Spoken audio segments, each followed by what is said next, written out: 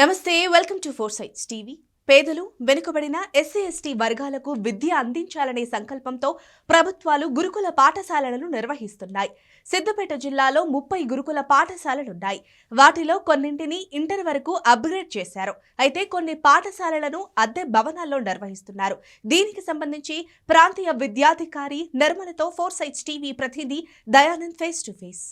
గత రాష్ట్ర ప్రభుత్వము విద్యార్థులకు నాణ్యమైన విద్యను అందించాలని ఏర్పాటు చేసినటువంటి గురుకుల పాఠశాలలు సిద్దిపేట జిల్లాలో ఏ విధంగా ఉన్నాయి, వాటి పరిస్థితి ఏ విధంగా ఉంది, విద్యార్థులు జాయిన్ అవుతున్నారా లేదా అడిగి తెలుసుకుందాం. ప్రాంతీయ విద్యాధికారిని జిల్లా నిర్మలా మేడం గారు ఉన్నారు, అడిగి తెలుసుకుందాం. మేడం, సిద్దిపేట జిల్లాలో ఎన్ని గురుకుల పాఠశాలలు ఉన్నాయి? మొత్తము 16 గురుకుల పాఠశాలలు ఉన్నాయండి. సాంఘిక సంక్షేమ సంస్థ కింద పనిచేస్తూ ఉన్నాయి.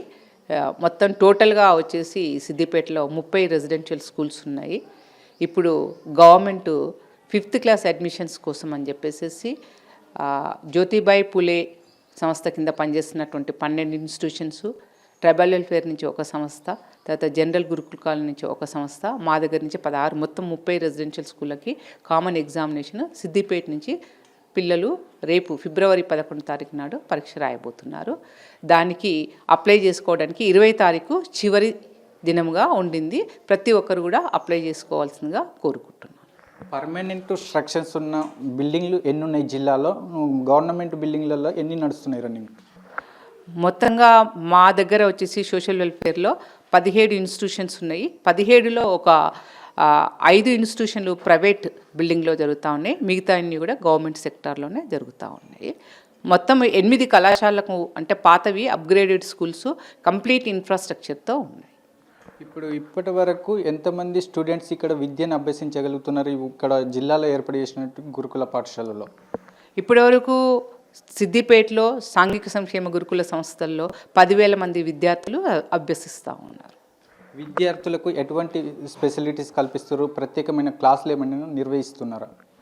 విద్యార్థులకి ప్రతి సంవత్సరం కూడా పబ్లిక్ గోయింగ్ విద్యార్థులకి 10th క్లాసు ఇంటర్మీడియట్కి ప్రత్యేకమైన తరగతులు డిసెంబర్ నుంచే స్టార్ట్ అవుతాయి. డిసెంబర్ 1 నుంచే వాళ్ళకి డైలీ సక్సీడ్ ఎగ్జామ్స్ అనేవి, రోజు రివిజన్ టెస్ట్లు అనేవి జరుగుతూ ఉన్నాయి. రోజు ఒక సబ్జెక్ట్లో జరగడము, తర్వాత వాళ్ళకి గ్రాండ్ టెస్ట్ అనే ప్రజెంట్ జరుగుతూ ఉన్నాయి అన్ని పాఠశాలలో కూడా. దీంతో మేము 100% రిజల్ట్ సాధించడానికి ఒక గొప్ప అవకాశంగా పిల్లలకి కోచింగ్ ఇవ్వడం అనేది జరుగుతూ ఉంది.